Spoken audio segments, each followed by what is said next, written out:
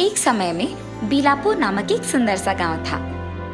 उस गांव में विक्रम सरला नामक पति पत्नी रहते थे। वो उसी गांव के बैंक में बैंक लोन ऑफिसर का काम करता था और सभी को लोन देते हुए रहता था। विक्रम उसी गांव का होने के कारण सभी को उस पे और उसकी बातों पे बहुत भरोसा था। एक दिन राजेंद्र नामक एक किसान लोन के लिए बैंक लोन ऑफिसर के पास जाता है। विक्रम साहब, मुझे खेती करने के लिए 1 लाख रुपयों की जरूरत है। इस आदमी ने वैसे भी कोई पढ़ाई नहीं की, इसीलिए अगर मैं इसका फायदा भी उठाऊं, इसे पता ही नहीं चलेगा। और उतना ही नहीं, इस गांव में सभी को मुझ पे बेहद भरोसा है। और इस आदमी ने 1 लाख रुपयों का कर्ज मांगा है ना, इसीलिए इसको 85,000 रुपए दूंगा और 25,000 मैं ले लूंगा। राजेंद्र, तुम्हें तो पता है कि इस बैंक में सभी को लोन सिर्फ मैं देता हूँ। कोशिश करूंगा कि कुछ भी करके तुम्हें लोन आ जाए, लेकिन 1 लाख रुपयों के लिए आवेदन करोगे तो 85,000 ही हाथ में आएंगे। लेकिन जब तुम्हें लोन वापस करना होगा तब पूरे 1 लाख का भरना होगा। अगर ये बात तुम्हें मंजूर है तो तुम्हें लोन मिल जाएगा। विक्रम साहब, खेती करने के लिए मुझे इस लोन का बहुत आवश्यकता है और इसीलिए मुझे ये मंजूर है। ये कहने के बाद लोन ऑफिसर उसे लोन के लिए जरूरी कागज लेके आता है और उस पे उसके हस्ताक्षर लेता है। अब तुम बस आराम करो, लोन तुम्हें जरूर मिल जाएगा। लोन के पैसे लेने कल सुबह आ जाना। ठीक है विक्रम जी, बैंक को मैं कल आऊंगा। ये कह के वो आदमी वहां से चले जाता है। अगले दिन बैंक के खुलने के समय पे वो जल्दी से तैयार होके बैंक को पहुंच जाता है। राजेंद्र, आज तुम लोन के पैसे अपने घर ले जा सकते हो।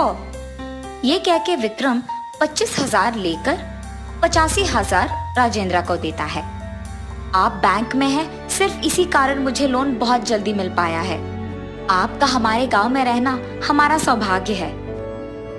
राजेंद्र, मैंने जो पैसे तुम्हें अभी कर्ज में दिए हैं उसे चुकाने की जिम्मेदारी सिर्फ तुम पर है, इसलिए जब भी तुम्हारे पास पैसे हो बिना देर किए पैसे लौटाना। जी साहब। ये कह के वो खुशी से उसके पैसे लेके उसके घर चला जाता है। ऐसे विक्रम उस गांव में अनपढ़ लोगों को लोन देते हुए उन पे चाल चलाता था और उनके हिस्से के थोड़े पैसे वो ले लेता था। एक शाम को जब वो बैंक के लोन ऑफिसर अपने घर जा रहा था तो रास्ते में उसका शरत नामक एक दोस्त उसे देखता है। विक्रम, विक्रम, ऐसे उसे जोर जोर से पुकारता है, पर विक्रम रुके बिना चले जाता है। अरे ये क्या, विक्रम तो बिना रुके बस जा ही रहा है। उसे क्या हुआ होगा? बहुत दिनों बाद मैंने उससे बात किया, एक बार उसके घर जाकर उसके साथ बात करूंगा। ये फैसला करके शरत विक्रम के पीछे उसके घर तक जाता है। विक्रम को अपनी बीवी के साथ बात करते हुए देख शरत उनके दरवाजे के पास खड़े रहता है। लगता है विक्रम कुछ बात कर रहा है अपनी बीवी से। अब अगर मैं उनके बीच में जाऊं तो अच्छा नहीं लगेगा। ये सोचकर वो उनके दरवाजे के पास खड़े रहकर बस सोच में पड़ जाता है। सरला, जल्दी इन पैसों को अंदर जाके कहीं ध्यान से छुपा दो। हाँ। ये कहते हुए वो उसके हाथ में मौजूद पैसे अपनी बीवी को खुशी खुशी देता है। दरवाजा के पास खड़े शरत को समझ नहीं आता है, मेरे दोस्त को इतने सारे पैसे न जाने कहां से मिले, मुझे जानना ही होगा। ऐसे वो चुपके से उन दोनों की बातें सुनता है।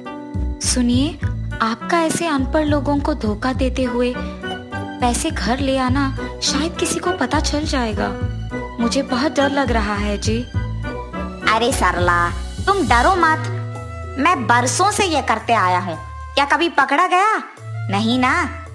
इस गांव में सभी को लोन देते हुए उसमें से थोड़ा पैसे बस ले रहा हूँ, लेकिन मेरे बारे में किसी को भड़क भी नहीं है, क्योंकि इस गांव में सभी मुझ पे बहुत यकीन करते हैं।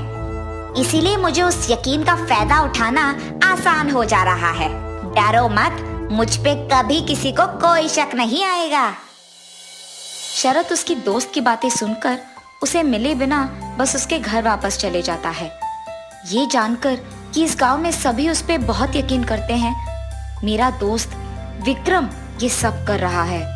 गांव वाले अनपढ़ है, वो इसी कारण उनका फायदा उठा रहा है। विश्वास को तोड़ने पर कैसा लगता है, इसका सबक तो मैं उसे जरूर सिखा के रहूंगा। अगले ही दिन शरद उसके दोस्त विक्रम बैंक लोन ऑफिसर के पास जाता है। अरे विक्रम, कैसे हो तुम? अरे शरद, मैं तो ठीक हूँ। बहुत दिन हो गए तुमसे मिलके। यहाँ कैसे आना हुआ? तुम्हें भी लोन चाहिए क्या? अरे हाँ विक्रम, मैं खुद से प्रावधानों का एक दुकान लगा रहा हूँ, तो उसके लिए मुझे 10 लाख रुपयों का लोन चाहिए। कुछ भी करके मुझे लोन मिल जाना चाहिए यार। तुझे तो मेरे बारे में पता है, मैं पैसे बिल्कुल वापस कर दूंगा। मुझे तो मेरे दोस्त पे पूरा यकीन है कि वो समय पे पैसे लौटा देगा। और अब अगर इसे 10 लाख का लोन चाहिए तो मैं उसे 8 लाख देकर 2 लाख अपने लिए ले लूंगा। शरद, तुम फिक्र मत करो, मैं कुछ भी करके तुम्हें लोन दे दूंगा। लेकिन 10 लाख लोन के लिए आवेदन करोगे तो सिर्फ 8 लाख मिलेंगे, लेकिन वापस करने के समय में तुम्हें 10 लाख देना होगा। इसके लिए अगर तुम्हें मंजूर है तो ही ये लोन मिलेगा। अरे हाँ ठीक है विक्रम, मेरे लिए ये लोन बहुत जरूरी है। ये कहने पर बैंक लोन ऑफिसर कुछ कागज ले आके उन पे शरद के हस्ताक्षर लेता है। शरद, तुम मुझे 5 दिन के बाद दिखना, तब तुम्हारा लोन तुम्हें मिल जाएगा। ठीक है विक्रम।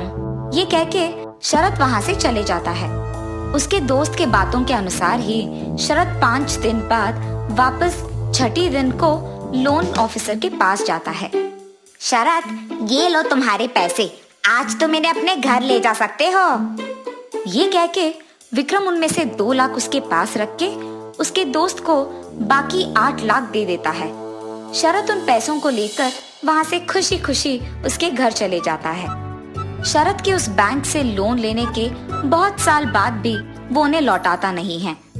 ये देख विक्रम उसके पास जाता है। शरद, ये क्या? इतने साल बीत जाने के बाद भी तुमने बैंक के पैसे नहीं लौटाए। विक्रम, तुम्हें तुम्हारी गलती का एहसास दिलवाने के लिए ही मैंने ये सब किया है, इसीलिए तुम जो चाहे करो, मैं ये पैसे नहीं लौटाऊंगा। मैंने तुम पर विश्वास रख के तुम्हें पैसे दिए हैं।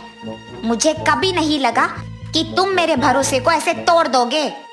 रुको, मैं तुम्हारे बारे में पुलिस को कह दूंगा और कुछ भी करके तुमसे ये पैसे वापस ले लूंगा। विक्रम, शायद तुम्हें नहीं पता है, पर मुझे पता है कि तुम हमारे गांव के अनपढ़ लोगों को लोन देने के बहाने में उनके पैसे चोरी कर रहे हो। इसीलिए अगर तुमने पुलिस लोगों को मेरे बारे में कह दिया तो मैं उन्हें तुम्हारे बारे में कह दूंगा। पर अगर तुम चाहते हो कि मैं ये बात किसी को ना कहूँ तो तुम्हें वादा करना होगा कि तुम लोगों को ऐसे धोखा देना बंद कर दोगे। सोच लो। नहीं नहीं, मैं आपसे किसी को धोखा नहीं दूंगा। मेरे बारे में कृपया किसी से मत कहो। अपने दोस्त शरद के वजह से विक्रम को उसकी गलती का एहसास होता है और उसे मालूम पड़ता है कि विश्वास तोड़ना कितना बुरा है। इसीलिए वो चुपचाप वहां से चले जाता है। उसके बाद शरद के पैसों को विक्रम खुद बैंक को लौटा देता है। तब से विक्रम किसी को धोखा दिए बिना अपना काम ईमानदारी से करने लगता है और सभी को ईमानदारी से लोन देते हुए खुशी से जीने लगता है।